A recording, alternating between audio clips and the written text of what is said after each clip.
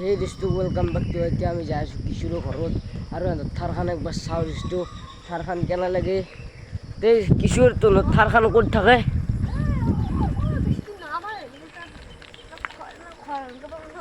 অঁ তোৰ না থাৰখানত কেইটকা লৈছি মডিফাই কৰিছে অঁ তে দোস্তো ই মোৰ দাদাৰ চলি আৰু ইয়াৰ মানে দেউতাকৰ বহুত টকা আছে আৰু দোস্তো থাৰখন চাওঁ বাৰু কেনে লাগে অ' থাৰখন কেনে কালাৰ তে দোস্তো আমি চাওঁ তাৰ থাৰখন কেনে লাগে তে দোস্তো আমি যাই আছোঁ তাৰ ঘৰত এনেকৈ চিধে যাম দোস্তো তে দোস্তো ওয়েলকাম বেক টু আমি আজি কিশোৰ ঘৰ আহি পালোঁ তে কিশোৰ তো সোনকালতে আমি থাৰখন চাব লাগে নহয় তে দোস্তো আমি যাই আছোঁ এই লাইনটো দি তে সেই দোস্তো ওয়েলকাম বেক টু আমি কিশোৰ ঘৰ পাই আহি পালোঁ তে কিশোৰ থাৰখন ক'ত আছে তে দোস্তো এই বাকচটোত আছে চাওঁ তে দোস্তো এখন হৈছে কিশোৰ ঠেৰ থাৰ